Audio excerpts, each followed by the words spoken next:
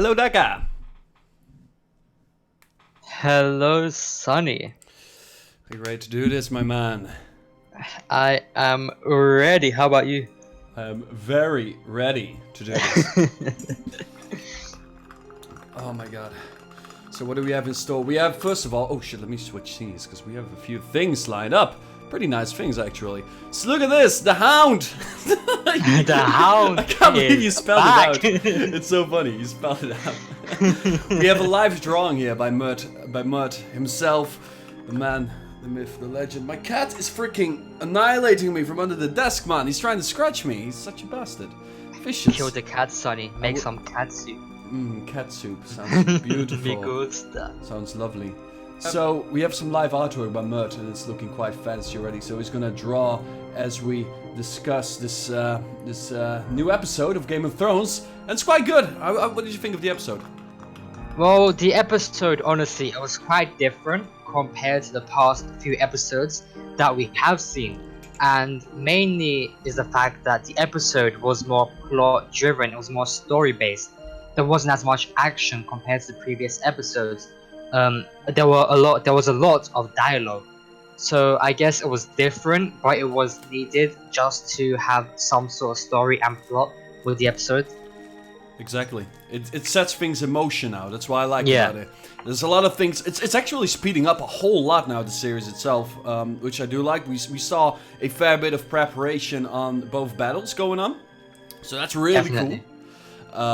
There's going to be a big battle at Winterfell, of course, and there's going to be more like amazing stuff going on. I think at where was the other battle? At River Run, of course. River Run. Yeah. So that's going to be quite cool as well. So, all right, you had a few things noted down, didn't you?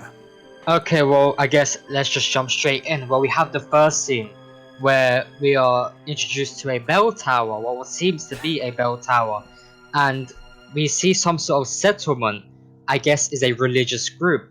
And during that scene, we get to finally see the Hound, which is quite interesting, as obviously majority of us thought the Hound was dead, as he was, technically speaking, slain by Arya and left alone to die. You know, his leg was broken, he was heavily wounded, but somehow he managed to survive. Being the Hound, I'm not really surprised. He is the brother of the mountain, so he is expected.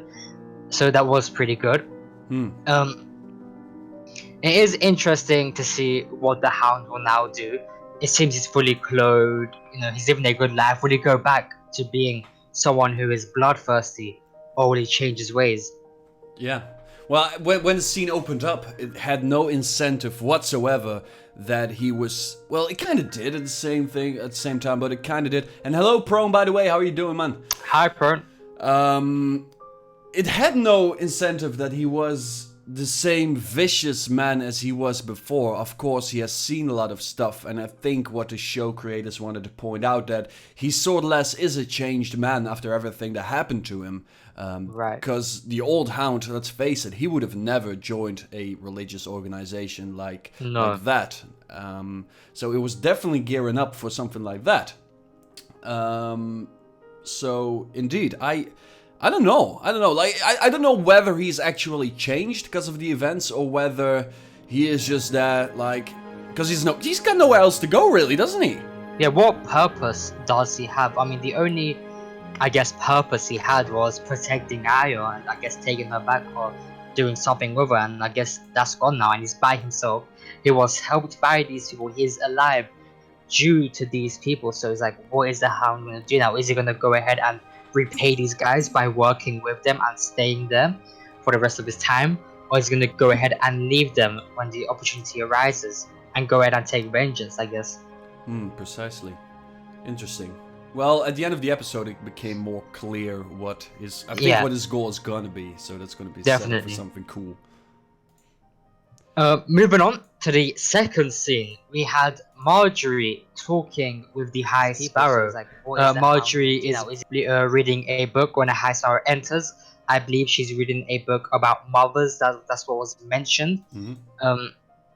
And I believe this kind of shows that Marjorie is still trying to manipulate the High Sparrow by acting as if she has been manipulated by reading the book and doing as the High Sparrow would command. Later on the same scene, the High Sparrow and Marjorie they sit down and have a small discussion, and the High Sparrow mentions something hilarious. He mentions the fact that Marjorie is actually not having sex with Tommen, which I actually found quite amusing. I wonder why that is and why that was brought up and why Tommen decided to go ahead and share that with the High Sparrow. And the High Sparrow did mention that she does have to obviously lay with Tommen in order to have an heir. So I guess the High Sparrow was trying to use that to some sort of advantage that he was an heir. Yeah, it kind of makes sense. Like, at the same time, when that scene, like, we both knew, like, I think everyone knew that Marjorie was still Marjorie deep down inside, because she is a master of manipulation, isn't she? Exactly. She's really good. So what was shown there is first of all, like, freaking hell, an excellent piece of acting there. Like, that's like dead spot on. And by the way, hello, the one and only Tyrion Lannister in the chat. Tyrion Lannister. Oh god, gotta watch our words here. Natalie Dormer's hot as fuck. Yes, arguably. I'm 100%. Yeah, I'm gonna go for Khaleesi still. Really? Yes. I will. Like, you are blinded. I am not blinded. It is, I have a weak spot for the Khaleesi. But yeah, there was like some excellent freaking acting there, and I am very interested to see where this will all lead to. To be fair, like this entire thing, what she's planning out. I don't know. She's up to something, but I want to know what. Like Tyrion Lannister, like Tyrion, that he pointed out that the South remembers Tyrell Revolution. Marjorie poisons Tommen. I don't know at this point. It could be anything, man. She could be up to anything. I doubt she would poison Tommen. Tommen is too gullible and too kind. She could easily use Tommen for an advantage. Why get rid of someone who is this easy to manipulate? Like, if she was stuck with someone like Joffrey, then poison would make sense. Well, I guess that's what things can happen. He was poisoned, but obviously not by Marjorie. But why poison someone that I could easily control and make a puppet of? So I doubt she would poison Tommen, but poison the High Sparrow, that could be the case. I have a feeling Cersei is going to try ahead and build up an army and take out the High Sparrow, rather than it being Marjorie. Yeah. But that's my thoughts. That could be the case. He already has an army, to be fair. Like, the army the High Sparrow has is the army of commoners. Yep. And exactly as you pointed out, Tommen is more help to, is more valuable for... oh, hello, Pedro, by the way. How are you doing, man? Guys, if you are new here and you haven't done it already, please leave a like and support this this channel as well. Let me just do this real quick. There we go.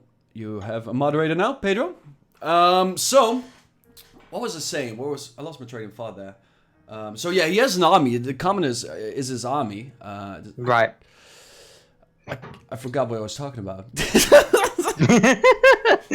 Well played, Sonny. Great! Well, during the same scene, we also had Marjorie talking about her sins. Once again, she mentioned how she didn't really care about the commoners and how she felt as if she was sorry for them, but it was more like an act. So then again, once again, we see Marjorie talking about her sins and trying to persuade the High Sparrow that she has been manipulated. Good question from Tyrion. When do you think Clegane Bowl is happening this season? I don't know. He's, to be fair, like logistically wise. Well, then again, it doesn't matter because everyone seems to be telepetering all over Westeros these days. It doesn't even matter where they are.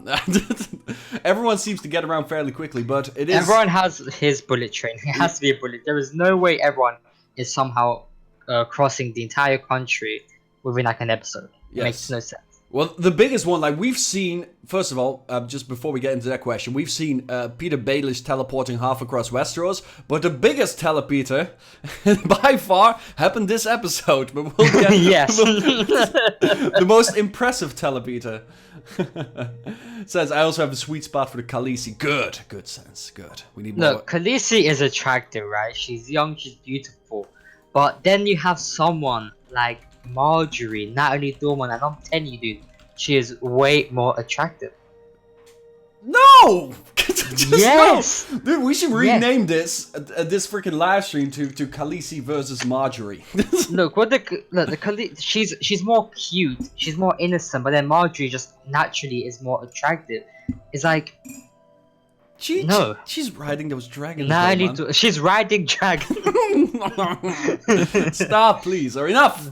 Enough. We were talking about things. Dude, I forgot. What was the fucking... Okay, moving on to the next scene. We see Marjorie talking with Olenna. Nice. Olenna. Okay, my bad, Sonny Evans. About Olenna. About her leaving the capital. Marjorie trying to persuade her to leave the capital. As well as we also see the High Sparrows. I want to say, is that his apprentice, the female, who likes to spank everyone. He's slapping everyone about.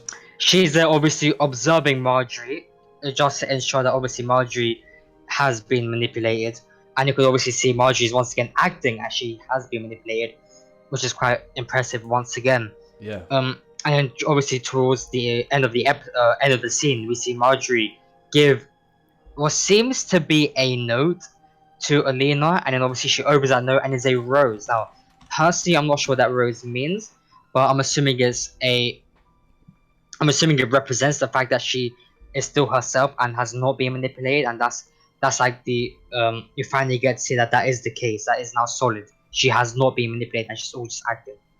Exactly. It's gearing up for something nice. Now I really wonder what the grand scheme of Marjorie is, because she's up to something now. It became like dead on clear in that particular scene that she is planning something out, and it's gonna be major, of course. But I want to know what. I want to know it now. I mean, what could she do? She is the queen. She already is the queen. She has that power. I guess her only purpose so far, right now, would be to save her brother. I'm not sure how, as she mentioned that her brother has to confess his sins. Obviously, she's not going to allow that. It's like, when will she make her move? When will she go ahead and stop acting as if she's manipulated and go ahead and strike against the High Sparrow and try to free her brother? Would they go ahead and build the army, the Lannister army, and go ahead and attack and free her brother? But then once again, the High Sparrow has the commoners' help, and they'll look really bad on the king and the queen. So it's like, what will happen? That's a very good shout. By the way, Oopdoop in the chat is Mert. He's the one drawing the picture live as we go. Look at that, man. It looks amazing so far. I freaking love it. The Hound. And the top right hand side of the corner, most important. And Khaleesi. Good. We have another Khaleesi. We have enough Khaleesi. Could we have... No, Marjorie. No. Let's have Marjorie. Nope. Khaleesi. I cry. Alright, that's cool. What was the next scene? The next scene 4, we see the Wildlings and Jon Snow.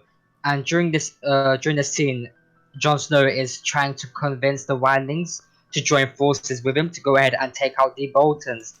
At first, the Wildlings are persistent. They don't want to go ahead and fight, since technically speaking, this is not their fight. They want to be peaceful. Their army is quite small now. A majority of the Wildling army is made up of children and women, like Jon Snow mentions during that scene. Yeah. Later on during the scene, however, they are persuaded, and they do join forces. So now Jon Snow does have the allegiance of the Wildlings, and they have one giant to take out the Boltons. Yeah, exactly, man. Exactly. And one of the most powerful scenes in this entire thing was the freaking giant. 1-1, like stepping up and just going, Snow. Snow. That was so freaking good. That just, my god. Absolutely. Phone is ringing, give me a moment. There we go. Get rid of that. Okay. So yeah, that was such a powerful freaking scene. I loved that to bits. That was so good. And but I guess it does raise a question: how loyal are all the Wildlings? Because obviously they all know Jon Snow saved them. Jon Snow died for them. So it's like at the start there shouldn't have been any doubt. They should have joined Jon Snow straight away. So it does show that there are a few people in the Wildling group that do not really want to go ahead and do this plan, or they don't want to be under Jon Snow anymore, and they want to be free men like they were before. Yeah. It has shown that up until now, like, the free men and the Wildlings have been, like, arguably the most honorable men in Game of Thrones so far. Like, they actually have honor. They are the closest thing that resembles actual humans at this point. Like we know, like everything has a grand scheme in Game of Thrones, and all the free men want is, as their name implies, to be free, which is like basic human nature. And yeah, they're the only ones that actually like freaking they're not up to something big. They just want to be free, and in order to be free, they are they're gonna help Jon Snow, which makes sense. I mean, they have to help Jon Snow since, like Jon Snow mentioned, if Jon Snow was to lose the Boltons, it would mean the Boltons now obviously own the North, and they will go ahead and attack the wildlings as they know the wildlings are there. So it's like the wildlings are almost forced to have an option. They have to go ahead and fight with Jon Snow. Precisely. How does this work, by the way? How is this possible? We set up something. Yeah, black magic. That's it. Black magic. we use black magic in order to set up these marvelous streams. Now, this is by far, by the way, the most complicated stream you might ever find on YouTube. There's quite a streamception going on here. The streamception. It's insane. Like the logistics of this stream is insane. But well. So yeah, what was the next scene? Moving on. We move on to the capital, and we have Cersei approaching Olenna with the mountain. And here they have a discussion, and Olenna mentions that she's going to leave the capital. And then obviously Cersei is against this, and Cersei mentions that they need each other, which obviously isn't the case. Cersei needs Olenna, and Olenna doesn't need her. Olenna does mention that all this has happened because of Cersei and Cersei's stupidity. So Olenna does take shots at Cersei and kind of put her, I want to say, morale down, which already was down with all the events that's going on. And it does really leave Cersei powerless. I mean, all she has is literally the mountain. She has lost her child. Her child has now been manipulated. Her lover, aka brother Jaime Lannister, has left her side, and now she's all by herself, full of enemies around her. Like, what is she now going to do with Olenna now leaving? Is she going to somehow stop Olenna from leaving by using force? Could that be the case? What would her next steps be? Exactly. It's interesting. It's interesting to see how everything has turned in Game of Thrones. Like, everything for the Lannisters are basically gone. They're over and out. They have no power anymore, except for, of course, the cousin who is still in power and advising Tommen. But as far as everyone still knows, that Tommen is actually a Baratheon. Like, right. At the moment, it is Tommen Baratheon who's on the throne, but everyone still thinks, of course, that he's a Lannister, and he is a Lannister. So he's fully on the Lannister. But long story short, the Lannisters have no power anymore. They have no gold anymore. They have lost entire King's Landing to the Tyrells. To the Tyrells and, of course, the Faith of the Seven. It's quite interesting. When Game of Thrones first started, there were this powerful house that everyone was afraid of, the Lannisters, full of money, power, and now here they are with nothing. And it's quite interesting, like you mentioned, how they did this, how everything has turned upside down. That's really interesting indeed. Like, if you go all the way back, like to season 1, let's backtrack a little bit here. There were a few major houses, of course. We had House Stark. Now, House Stark has nothing left anymore. You had House Lannister. They have lost as well. They're just gone. They're just plummeting down the abyss as well. Then you have, what other major houses did you have back there? I think you had the Baratheons, of course. All the Baratheons are still alive. They're all gone. They're all gone. Yeah, there is no like main families left. All the great houses of Westeros are just falling down the abyss because of this war, which is really interesting. It's a really interesting take. Like, 'cause if you go all the way back to season 1, the kind of threat that the Lannisters actually were is it's just gone. It's just entirely gone. They're not a threat anymore. Absolutely, and it's quite interesting now, as like you mentioned, all the main houses are now weak. So I guess this would make it easier for the Khaleesi to take over Westeros if she does come using the boats from the Ironborn. Indeed. Indeed. It is such a weird thing though. Like if we see we've seen the scenes of the Mad King, right? And Yeah. I find it so interesting that the Khaleesi is slowly turning into this Mad King herself. Yeah, she has become a warmonger. At first, she was about peace, and now she's attacking these capitals for the sake of, I guess, releasing these slaves. Is the fact that what is she going to do once she hits Westeros? Is she going to go ahead and slaughter everyone under the illusion that she's doing the correct thing by, I guess, taking what is hers, the throne? Um, Hopefully though she doesn't turn into the Mad King and become this insane warmonger. Hopefully she stays peaceful, but I doubt that will be the case. Especially since she has her dragons. Well, only a single dragon, as the other two dragons are locked up, and she's unable to control them. Yeah. Yeah. Yeah, with her big speeches, she's definitely like, all her speeches are just all like freaking war cries. And just imagine, like, this entire Westeros. What is she even expecting now at this moment in time in Westeros, right? What is she expecting? That's all. She just wants the throne. Yeah. And it's like, what are you? It's interesting because I can't remember who mentioned this, but someone said during the TV show that she should stay back and not go to Westeros and become the queen of this place, and just go ahead and free the slaves. But she keeps insisting that she wants the Iron Throne. But once she gets this Iron Throne, what is she supposed to do with it? She's gonna destroy every other house that poses a threat, meaning there are no other houses. She's going to be by herself in that throne with her army, and what purpose is she going to have then? Because no one needs her. No one needs her to come ahead and go to Westeros unless obviously they need a manpower to take over the White Walkers. Yeah. But she's fine where she is, freeing the slaves. That's where she belongs. That's where she should stay. I guess the only reasonable thing where she would come back to Westeros once again to fight the White Walkers. Yeah. All the effort she put into the other side of the narrow sea, man. All that effort will just go to... It's just lost as soon as she gets on those ships. Like, the masses will take over Marine. They will take over every free city. Yeah. And it's gone. Like, every bit of effort. Pointless. So it's absolutely pointless what she's doing over there, unless she stays behind and actually works on the place where she is at that moment in time.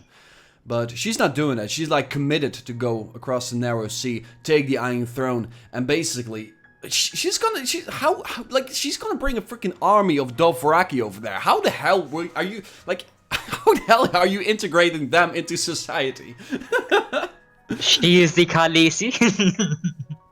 Dude, these guys, all they know is to plunder and take whatever Exactly. they want, and how that's not gonna work. It's just not gonna work. Well, technically, this is all gearing up for that to happen, as all the houses are conflicted and there's fights among them. So when they are invaded by the White Walkers, whenever it happens, they will be divided and they would need extra manpower. And I guess that's when the police will step in, and that's when her dragons will start burning the White Walkers, I guess. Yeah. In a perfect That would world, make we'd sense. see the Khaleesi going over there, and she instantly sees the threat at the wall, and she just goes over there. But that's probably not gonna happen. Like, when all shit goes down at the wall, what we'll probably see is that right at that moment, when entire Westeros is about to unite, there comes Khaleesi with her dragons, burning everything down. In the name of peace. In the name of peace, and to claim what's rightfully hers, she will fuck entire Westeros over. Exactly. And there, Game of Thrones will finish. Yes, and the White Walkers win. Goodbye, good game, White Walkers, well played. Fantastic TV show. Aye. So Moving on. Moving on, yeah, we're going a bit off track here, but Yep. good stuff. We see Jaime Lannister, what seems to be in his brand new samurai armor, with his 8,000 men marching through the phrase. Jaime Lannister in this scene, he mentions that to the phrase they were able to easily pass through with the 8,000 men and no one noticed, which clearly shows that the phrase have no idea what they are doing. And during this scene, we'll also get to see Bronn. Finally, he is alive, and it almost seems to be that he is Jaime Lannister's right-hand man. I mean, technically speaking, Jaime Lannister does mention this to Bronn, saying that you can be my right-hand man, showing the, I guess, trust, loyalty between these two characters. Yeah. During the same scene, we'll also see the phrase trying to convince Blackfish to surrender and give up the castle by killing his nephew. Unfortunately, Blackfish is quite the man, and he is not wavered. He's not weighed by this. And the Freys were unable to kill the nephew. They threatened to kill the nephew, but for some reason they decided not to kill him, since obviously once the nephew is dead, they don't really have a bargaining tool. But the Blackfish are not really moved by this bargaining tool. No, Blackfish is first of all is a real badass, and the way he's portrayed is beautiful. We saw him before in a few minor scenes, and I'm so glad that he made a return there. But one of the things that really stood out for me during that particular scene was the dynamic between Bronn and Jaime, which was basically identical to what Bronn and Tyrion had going on. They had the exact same thing going on. There was so less like at the same time it was a bit heartbreaking. It was like seeing like the two freaking most awesome characters together, and now they're doing the same. They're doing the same thing. They're both cheating on Tyrion. Like that's how it felt for me. But still, it's good seeing Bronn back. I freaking love Bronn. He's one of my favorite characters in Game of Thrones. Like I saw a Reddit post on Bronn, and I couldn't help think like I feel like if entire Westeros goes down in flames, Bronn will be the last man standing. He would be. He'll be in a tavern full of whores drinking. That would be him, and he would have survived. Love that Edmure knew his uncle won't do anything. Yeah, it's crazy, right? It's crazy. Like Edmure and the Blackfish, they don't do well together. They don't go well together. And hello, cheekiest Ha, by the way. Thank you so much for joining the live stream. It is a lot of fun to see. It's so funny to see. But the entire dynamic, that was something that really stood out for me. And I love indeed what you pointed out. The Thrays. Just their war game is not good.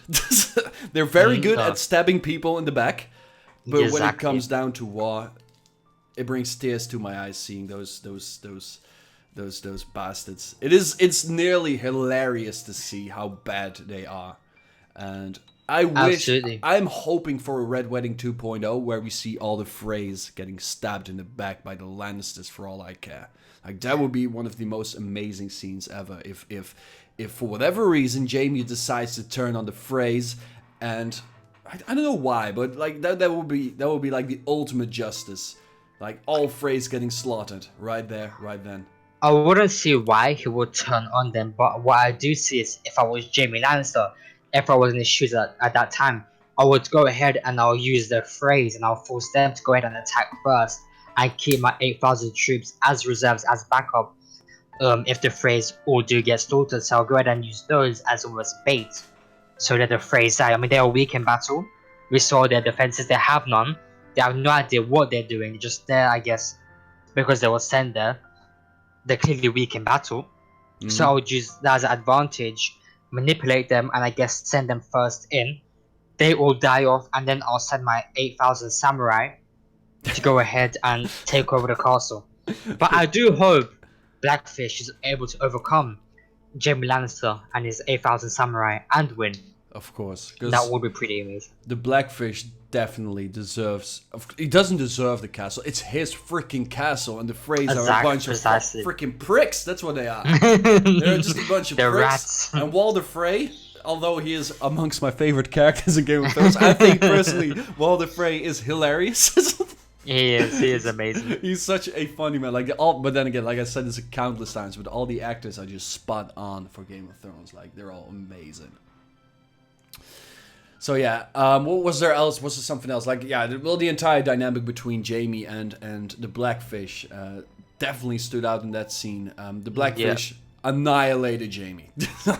Absolutely. He destroyed him. He was not impressed at all. And the Blackfish was set to be like a total bastard and a total badass as he's supposed to be.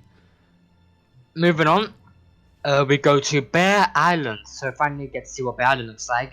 And we are with Jon Snow, Sansa, and Davos. Obviously they're here to try to, I guess, get more men. They try to convince Lady Mormont to help her and for her to honor her allegiance and help Sansa and Jon Snow to go ahead and take out the Boltons. Lady Mormont reminds Sansa she's no longer a Stark and that she's a Lannister / Bolton, which is quite funny as I feel sorry for Sansa death. But Sansa does remind her that she is still a Stark and she did what she had to do. And Jon Snow and Sansa actually fail to persuade Lady Mormont, and we actually have Davos there. Davos trying to persuade her, and actually Davos succeeds, and they are able to get 62 good men from Lady Mormont. They spend a lot of time trying to convince Lady Mormont to help, and in return they get 62 good men. Now, Lady Mormont did mention that each soldier is capable of killing 10 good men, therefore meaning she, technically speaking, gave 620 good men. Precisely. Which is quite, it is just tragic. It is. It's like, would Jon Snow take back Westeros with 62 good men? Yeah. Like Cheeky's Heart pointed out there, it's a really interesting thing, because that's one of the first things. Seems like we have buffering issues, by the way. Give me a moment. Let me see if there's... Yeah, the art is buffering. Let me see. Is there anything going on my end? Oh, so weird. No, it's Oopdoop's screen is buffering, I believe. Oh, I see the buffer. Oh yeah, it is. Like, look at that. Yeah, now it's still buffering. I think. Cool. That means it's sorted. So yes, what is really like what Cheeky's Heart pointed out there is something that crossed my mind as well. Like, wouldn't it be amazing to have Lady Mormont sitting on the Iron Throne? Because what we've seen so far is that she would make by far a better leader than Tommen at this moment in time. She's got her wits. She's smart. She takes her counselors like into consideration really well. Yeah. And she was just like, how she was portrayed was just freaking amazing. I loved it. I was actually surprised. I thought she'd be timid, but honestly, she's an interesting character. I like her a lot. She's quite powerful.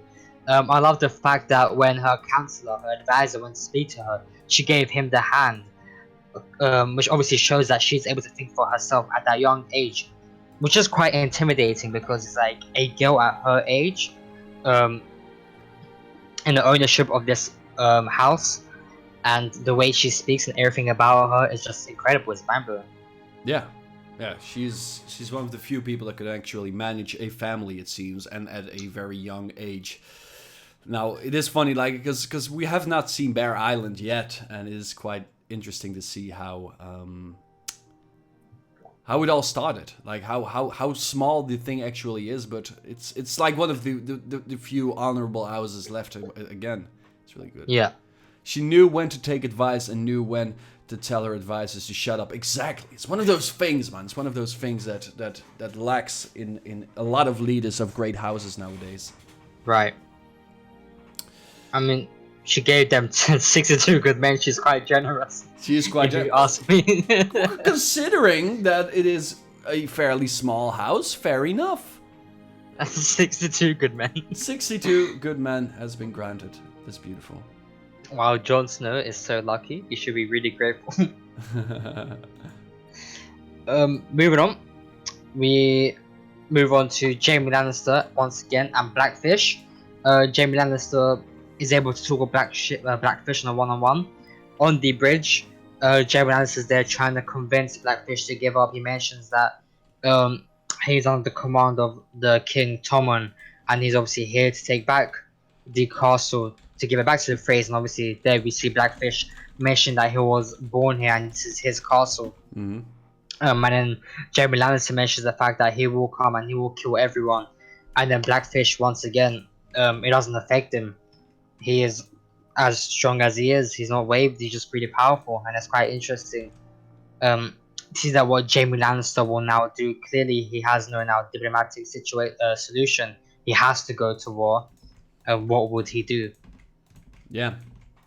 Again, there we really saw the dynamic in between those two characters, and it was really, really awesome to see how it's all gonna pan out later down the line. I can't wait to see the battle. If there is a battle, like, let's hope there is a battle and nothing weird happens, that they just march out, because I want to see. There's definitely gonna be at least one big major battle scene in this season, And Has to be. at this moment in time, I don't care whether it's at White or at Winterfell. I was going to say Whiterun. Wow. Whiterun. Full blown Skyrim there. I was going to go. But yeah, I'm so interesting to see how this will all pan out and which battle we're actually going to see this season. And I don't care which one it is as long as it is a battle. Because action-wise, it's not been a great season so far. But we can 100% expect at least one major battle and one major CGI scene, because we haven't seen that so far. We've seen a few dragons pop in, so there's still budget remaining for this. On this, the thing with the CGI, especially CGI, the dragons look fantastic, but for some reason with Game of Thrones, I don't understand why. Let's go a few episodes back to the White Walkers. When they were escaping through the tunnel, the CGI was really bad. For some reason, it didn't look as good as it should have been. Like, comparing that CGI to like the dragons, there is a massive difference. And late this episode, there is a battle scene that we do not see, which is stupid because this episode was all about the dragon dialogue. It was 99% of the episode was dialogue, and there was one battle scene, and they should have included that battle scene just to balance everything out, but they didn't. They didn't do that. Why? Did they not have the budget? They must have the budget. Game of Thrones is massive, or did they not have enough time? Once the episode was done airing, on Twitter there was a lot of hate. The episode ended 10 minutes early. It was only 15 minutes long, rather than an hour. They could have easily spent 10 minutes on that fighting scene and just to make that episode more interesting, but for some reason I guess I didn't want to go with that. So Tyrion Lannister points out that the whole of episode 9 is going to be a battle between Jon and Ramsay. That is confirmed even, because it is in the trailer indeed. So there's definitely going to be that battle. We saw major forces riding towards Winterfell, which was quite interesting to see. And yeah, I can't wait to see it all happen. Just see it go down. Like it's gonna be a major thing. I hope it is a massive battle, and I hope they show everything. I hope they don't skip parts.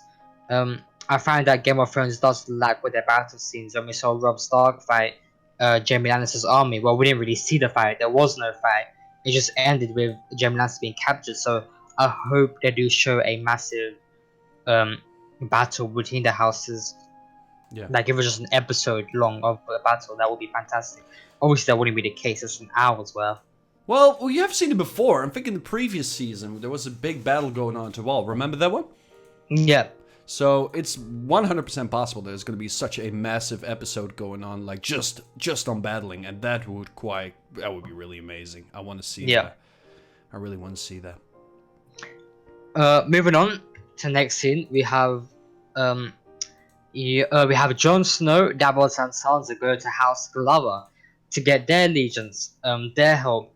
Unfortunately, they are rejected, and the reason behind that is that House Glover mentioned that they recently they were recently in a war, so they're unable to go ahead and help House Stark. And then obviously Sansa mentions the fact that they have pledged their alliance for thousands of years, and they shouldn't break that. But House Glover comes back by saying they were attacked, their kids were murdered, their children were murdered, their wives were murdered, and where was the Starks there to help them? So kind of divided those houses, and Jon Snow, Davos, and Sansa were left empty-handed. Exactly. Another interesting scene, how like there's a big conspiracy going on about the North remembers, and it seems like the North is letting the Starks hang on every occasion possibly. Precisely. So it's quite sad to see that again, like what we saw in season 1, that this major power that was House Stark is just gone. It's just a long. Everyone has forgotten about the Starks. Yeah. It's interesting because apparently I was on Reddit and a few people mentioned that the TV show has changed a few things with the houses, and the fact that there were houses that did not betray the Starks and gave them their souls, and the TV show didn't happen. That's what I read personally. So it's quite interesting to see what the TV show is going and what they're trying to achieve here. But it is quite sad that the North remembers is slowly fading away. It would have been amazing to see all these houses joining forces with Sansa and Snow. Even though Snow is technically speaking not a Stark, I mean he's a bastard, but they still have Sansa, but she's a female, and now she's obviously a Bolton / Lannister. But there's still Rickon Stark and Bran Stark, who are still two Starks, and they are the heirs to be the next ruler of the North. So it would be quite sad to see if Remember the North if that doesn't come to be. Yeah. Great shame, but at the same time, it was you could kind of see it coming from miles away that was never going to happen, that the North Remembers was going to be gone, because that's just the Game of Thrones way, isn't it? Yeah, definitely. It's sad, it's tragic. Yeah. Another interesting question from Tyrion Lannister. Is Small John actually a traitor, or will he help Rickon escape? So Small John was the man bringing Rickon in. And in the books, it's unclear whether he is a traitor or not. I think his father is still alive in the books, actually. But yeah, it's I don't know. Like, it doesn't look like, because at the end of the game, like at the end of the run, is that the Boltons don't have a lot of allegiance, and they need another like main badass involved on their side in order to fight the Starks and the houses that's going to unite against the Boltons. So I don't think he's going to be like saving Rickon. But I hope to God he's going to be fine. Because enough Starks have fallen. Exactly, precisely, dude. All the dogs die. There's only 2 left. Now later on this episode, where we get to something interesting happens with another Stark. So it's like they are literally in the brink of extinction. Yeah. They can't have the houses unite until later when they fight the White Walkers. It's about pacing. Yeah. So there's definitely a few wars going on still, but I think it's safe to assume that the pace has picked up like fastly enough that we're gonna see the end of at least the Battle of Winterfell by the end of this. So we have a winner there, and a few houses will die. And I think, of course, it has to be the Boltons, right? The Starks can't lose again. This is at least the final bit of justice is I think on its way towards the Boltons, and the Starks have to win this one. It's all, to be fair, it's all gearing up for that anyway, because everything is looking bad for them, except for, of course, the scene which came a little bit later down the line where Sansa wrote that letter to our good friend the Telepeter. But Telepeter? Yeah, he's gonna teleport his entire army again, like he's there. Boop, next episode, like boop, there he is. I am here with my army. So, yeah. I don't know. I hope to God that they finally win for once. Like the Starks, the Starks have deserved a little bit of good fortune. Vengeance is needed. Yes. Moving on to the next scene, we have Yara and Theon. They are clearly in Volantis, sitting in what seems to be a local tavern, brothel.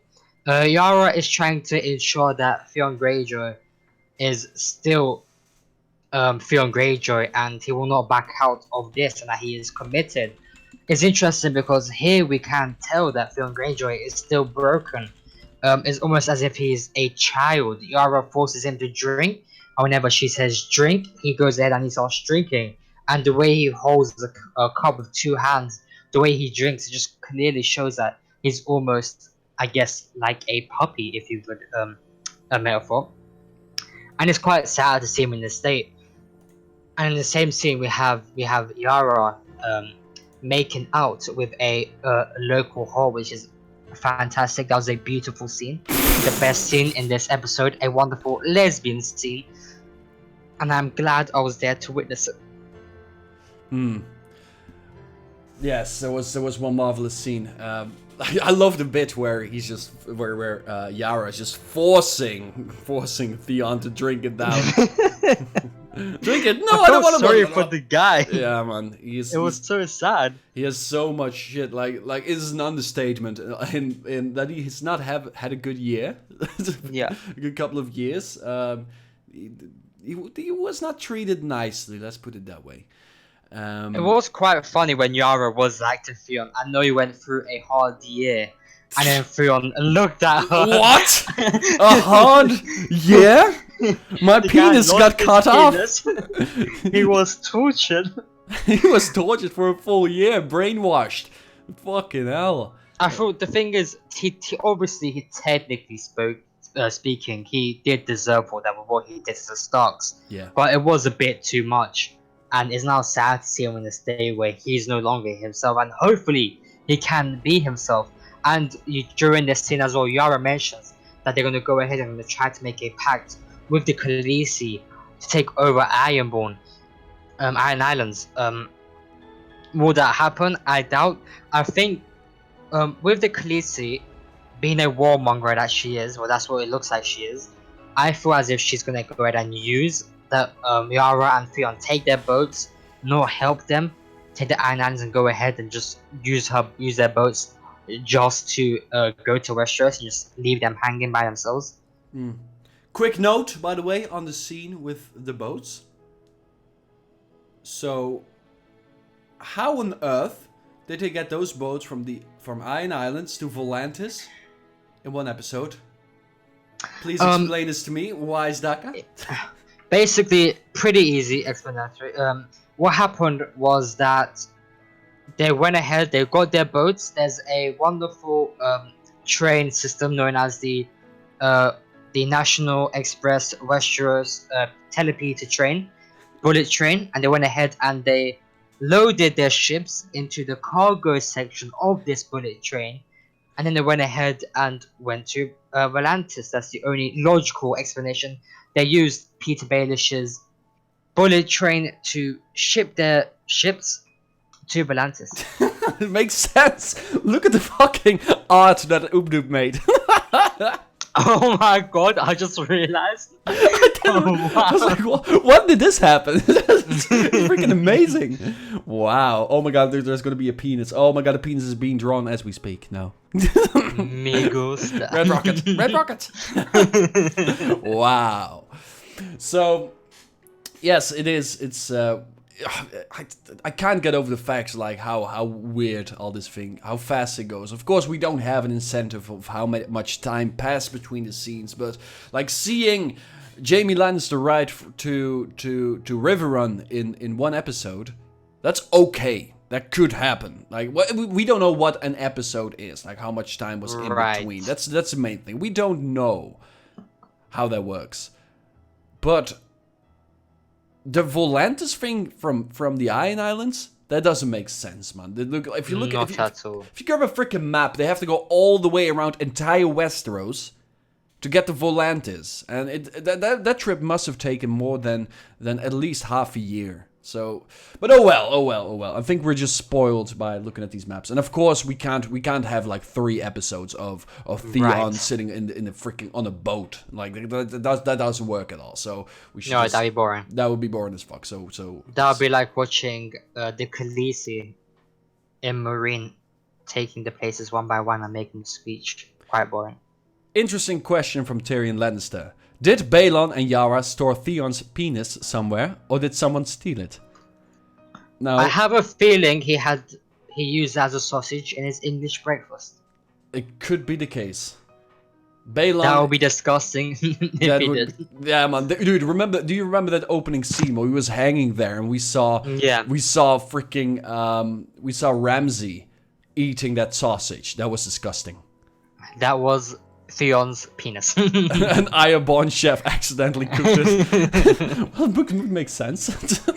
Those are the kind of guys who would actually do that, so that kind of makes sense. So yes, it was very interesting to see, and like you said, I'm really interested to see how they're going to be, if they're going to be accepted by the Khaleesi at all. Daenerys? They could persuade the Khaleesi with their ships, and obviously being from the Iron Islands, Ironborns, they have the best ships.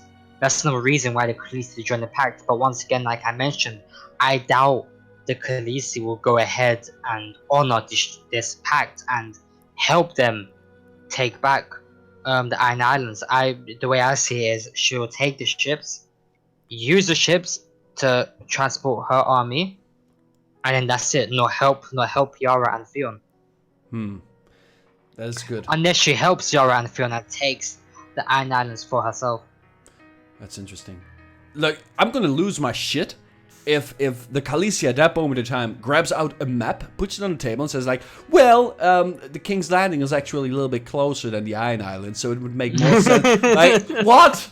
Just use the telepeter? Like, they've been doing it for 6 seasons straight? I love what she says, we don't need your boats. We have the telepeter bullet train. That would be the most amazing thing ever. So, another interesting thing that Ubdu pointed out while we're on the nice discussion. What if Yara is using Theon's penis? Now, that's an interesting thought, because at a particular scene when she was in Volantis, she did say, I'm gonna fuck, and it's a quotation, I'm gonna fuck the tits out of her. So... The thing is, she's a lesbian, so I would gladly see a scene where Yara fucks the tits out of the Khaleesi. Good. Me gusta. Moving on. Moving on. Next scene, we go back to Sansa, and obviously she's now in a really bad situation. She doesn't have a lot of men. Sansa insists. Was it Sansa or Jon Snow who insisted they go to war right now? I believe it was Jon Snow. It was Jon, yeah. Yeah, and Sansa was like, we need more men. And Jon Snow was like, we don't have more men. So here we see Sansa looking at a raven and actually sending a letter with a raven to someone.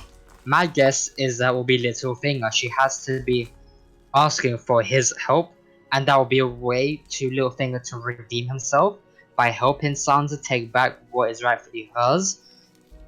That could be the case. I mean, who else could she send a letter to? Well, it was either Peter Baelish. I have not, like, I'll be fair, I haven't seen the letter properly, and I can't really remember if this was discussed over in the books either. But it would make sense that she sends a letter to Peter Baelish. Right. But Tyrion pointed out that she could be sending a letter to the Blackfish. But however, he's never going to leave his castle anytime soon, is he now? Exactly. He's surrounded by samurais and Freys, so he's not going to leave his castle. He has to defend his castle against these guys. Yeah, there's no way. Like, it would be an interesting thing, though, if for whatever reason he decides to somehow sneak out half of his army through, I don't know what or where, and then just attacks both the Freys and the samurai army. Unless he sends Raven back saying, Sansa, bring your men here, help me take out these samurais and the Freys, and in return, you have my soldiers. Yeah. That could... I mean, they technically speaking can. You just bullet train. It'll take a few minutes to arrive at the destination. Indeed. That's an interesting... Yeah, that could be the case as well. I don't know whether I haven't, seen the trailer properly, so I don't know where the big battle in episode 9 is going to take place, but that could fully be the case. Yeah. Oh, yes. Oop-doop, definitely draw Melisandre without the necklace. Can you please draw the wonderful, Marjorie, Natalie Dorman? Thank you, my friend. Much appreciated. I want to see Saggy Mel. Moving on. Next scene. We see the Brotherhood without banners. Approach the religious group. I guess they are a religious group, the small settlement, which the Hound is now a part of, asking for horses, food still. Obviously, the religious group, the main leader, says the pack leader mentions that they have nothing. And towards the end, I believe the Bannerhood without brothers, they said, they mentioned the fact that the night will be cold and lonely, something along the lines of that, suggesting that something terrible will happen. Be dark and full of terrors. Yes. So obviously mention that something is going to happen. Now the interesting thing is we finally see the Brotherhood without banners. Will this be a way to introduce Lady Stoneheart? Now we are aware that it has been mentioned that the main actor who played Catelyn Stark is not. She hasn't had a new contract. She will not be playing any other roles in the Game of Thrones. Now, Lady Stoneheart, we all know she obviously is Catelyn Stark come back alive. Why laughing? What is this? No, the drawing. No. Oh my god, what the fuck is going? I was looking at the screen, and in the corner of my eye, I saw saggy Mel appearing in full glory. Wow. So go ahead. I'm sorry. Oh my god, I can't take my eyes off that. Like I was mentioning, would this be a? Oh my god! Oh my god! What he's doing? Look at it. Oh my god. That is disgusting. That is wow. Now I will tap that.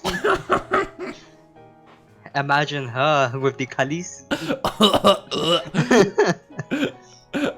Oh my god. No, go back on track. Would this be a great way to introduce Lady Stoneheart, and how would this affect the current living Starks? Hopefully they do introduce her, because what's the point of showing the Brotherhood without banners and giving them a story without introducing Lady Stoneheart? Now it could be that it'll be an easy way. Obviously later on something happens, so we'll get to that. Or hopefully Lady Stoneheart does a bit. Yeah, I hope so. I want to see her return as well. I really want to see her make an appearance on the show, because I don't know whether there's room for it. That's the main thing. I don't know whether it's room to like, at this stage, try to get another story on the go, because that's a totally separate story, and I don't know whether at this stage it's even useful to kick off that story. It should have been started up way early, like 2 or 3 seasons ago, even like 2 seasons. Precisely. But unfortunately, we did not see it happen, so I don't think we're going to see her, to be fair. As far as we can see, Game of Thrones is ending. It is coming to an end. I mean, the White Walkers, they are a big threat now. Obviously now Khaleesi has a way to go to Westeros, so everything is wrapping up. So introducing a massive story like Lady Stoneheart, 'cause that's massive to see her back alive, or Catelyn back alive in that state. Having the Brotherhood of Banners, that would be massive. And how would they fit that into what is happening? So yeah, I doubt that would be the case. Senpai. Oh my god. Wow. This is amazing. I'm not gonna lie, I'm actually enjoying this. Oh my god, look at the stickers that she looks like a stripper now. Oh wow. Can we have a pole between her melons? So it looks like she's on that pole and she is pole dancing. That would be amazing. Alright, what's next? Moving on. We have Arya Stark, and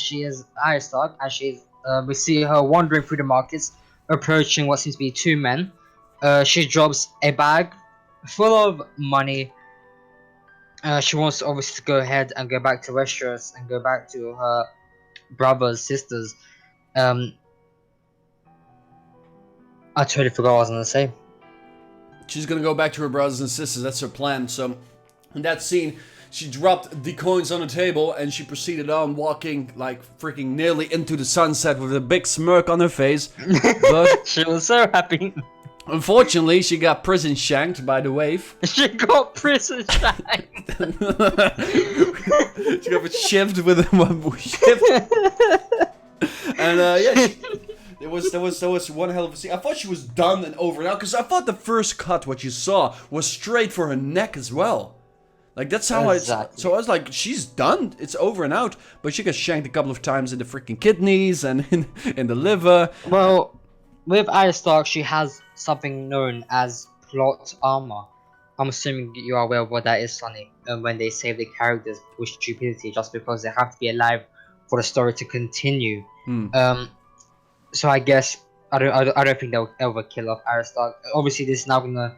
What I think will happen is, now that she has been stabbed, and after she's been stabbed, you actually see her wandering through the streets. What I think will happen is, I have a feeling that while she's walking through the market, the actress is going to nurse Arya, bring her back, tend to her wounds.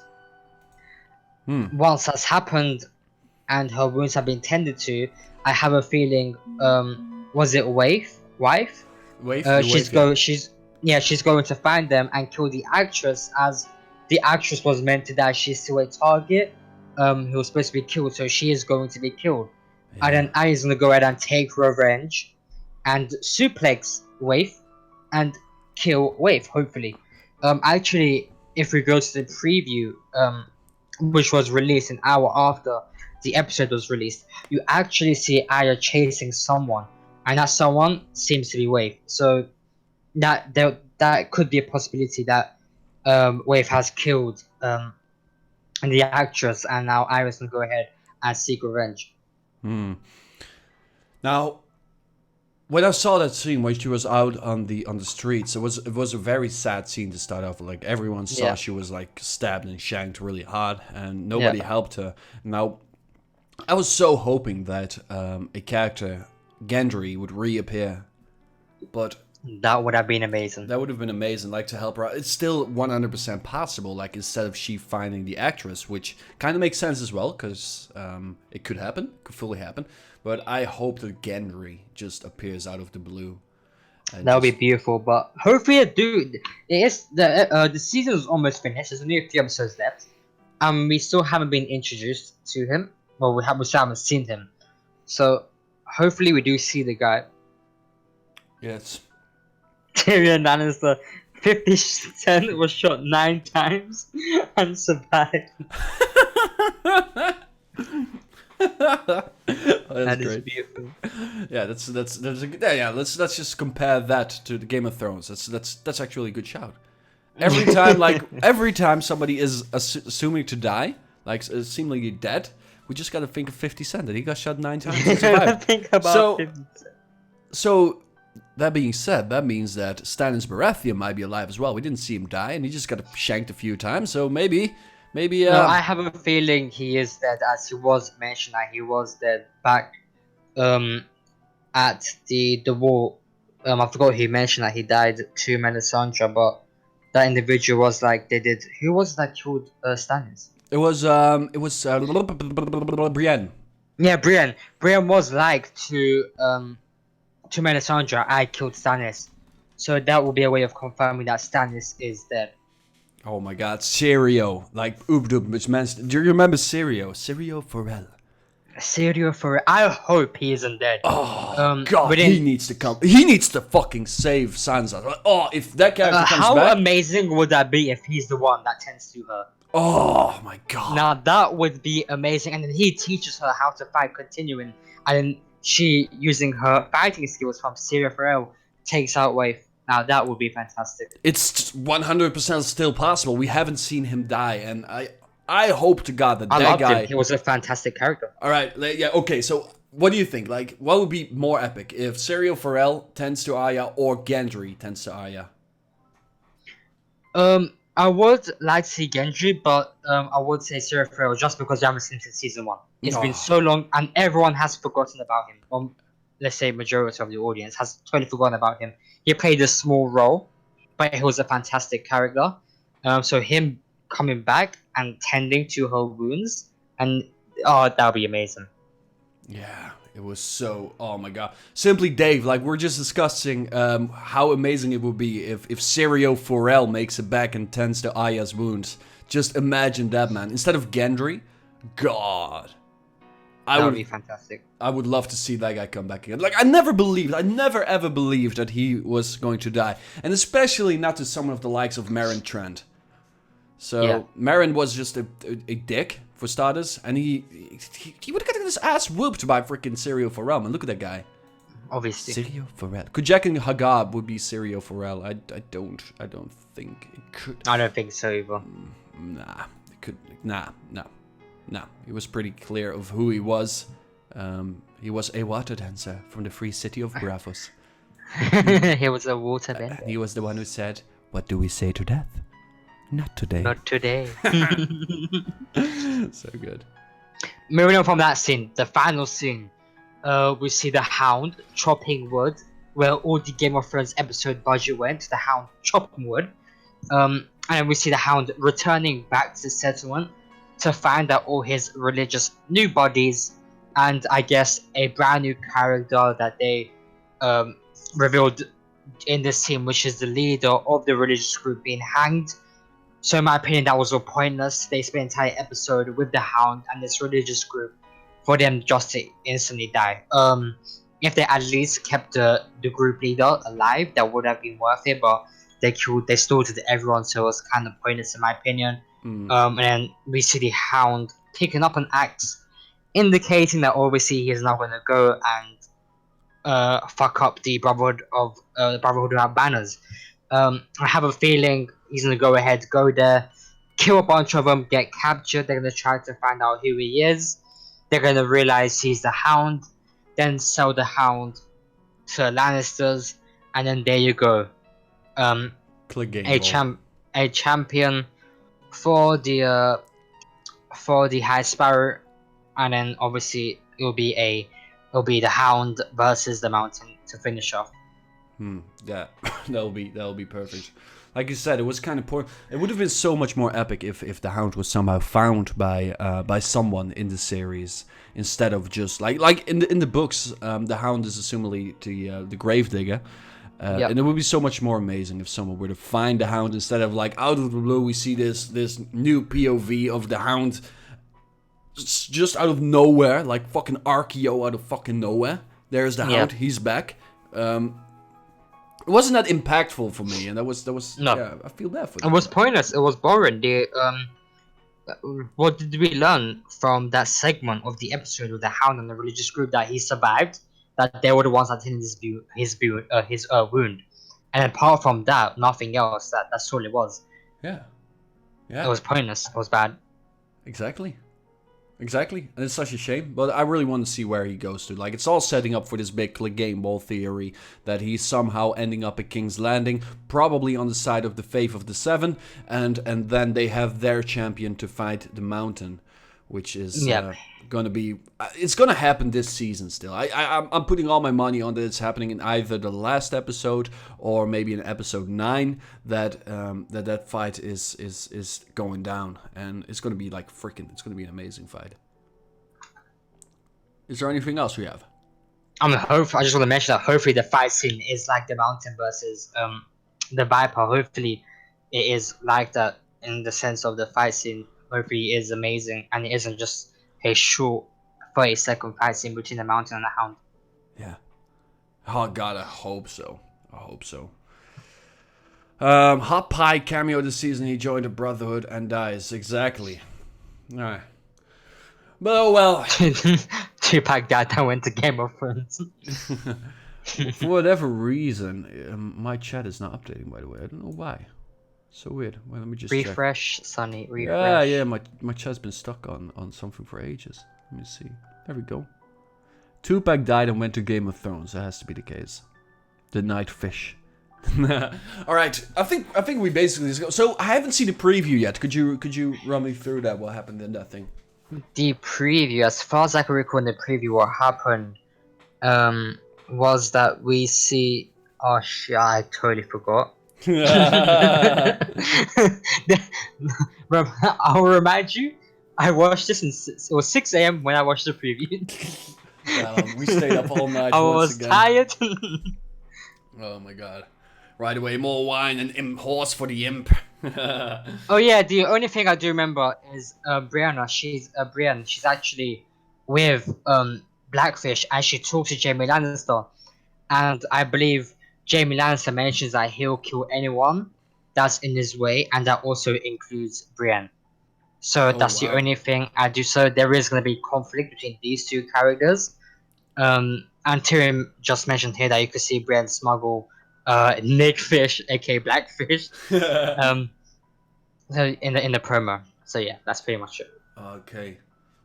Well, that's interesting. Like I kind of feel bad for this happening in the next episode because Brienne and Jaime had a history together, and they were awesome. They were an awesome couple. Once again, in that scene, Jaime in the promo, Jaime Lannister's like, "I'll do anything for Cersei," and I hate the fact that it's almost as if Jaime has been manipulated by Cersei. It's like, is there no other pussy out there? I just hate the fact that he keeps doing this for Cersei's sake, and it's like he loves Cersei, and obviously I guess Cersei loves him, but Hmm. Jaime is way more affectionate, and he's willing to do almost anything for her, Yeah. and she's not the same. She's It's almost like she doesn't care. she does everything for her sons or her Yeah, son now at this moment in time. and herself. That's it. And it's just sad to see someone like Jaime in this situation. If Brienne whoops the Hound, then Jaime stands no chance. Indeed. Well, can't agree more with you there, Dave. Like, he has nothing. By the way, Dave, you should fully join on next week's live stream on this discussion. 100%, man. So, yeah. Oh, the dragons break out in the trailer as well, apparently. Oh, wow. I haven't seen that. Oh, I've got to watch that thing, man. All right. Either way, I think this is the end of the stream, isn't it? There's nothing more to discuss. Yeah, we spoke about everything. There was wonderful art by Mert. We got to see Melisandre. We got to see Melisandre with her saggy tits. Dude, Ramsay as a dog. Ramsay as a dog. All sorts of amazing stuff. Not gonna lie, I'm loving this piece here. What he's running right now. This is Tyrion with a dragon. It's freaking amazing, man. So yeah. So first off, Daka, thank you for joining. Thank you, Sonny. And thank you for hosting, by the way, because you nailed this one down, man. Thank you. And of course, Oopdoop, he's in Discord with us as well. Oopdoop, can you speak up, my man? Oopdoop. Oh, he's muted. He's muted. He is, well. Yeah, he's gone. Anyway, he's in here with us, and thank you so much for the lovely drawing. It's amazing, man. I love this thing, by the way, guys. I hope you guys enjoy this as well, because this is something I want to see returning every time. Just like, you guys can like submit any idea to him, if Oopdoop, of course, wants to keep doing this. But this is a lot of fun. It's so fantastic to see this amazing art. Especially the saggy tits. I love it. Especially the saggy tits. Dude, I saw it pop out in the corner of my eye. And I was like, oh my god, what the actual fuck? So yeah, so thank you all for watching and participating in the live stream as well. You guys are all freaking amazing. Thank you for the support on this new channel. I hope it'll grow nice and fast, and we will just keep pushing out quality content. If you haven't done it already, we've me and Simply Dave, and I need to have a freaking thing on there as well. Simply Dave is one of the co-writers of this channel. So like Oopdoop is our artist, we have Dave who's being the co-writer and is going to be on the next stream as well, and together we wrote up a new video and we released it I think a few hours ago. I think you might enjoy it. So I'm just going to grab a quick link for you and I'm going to drop it into the live stream chat if you don't mind. So check that thing out. And guys, thank you so much for watching again. You guys are freaking amazing.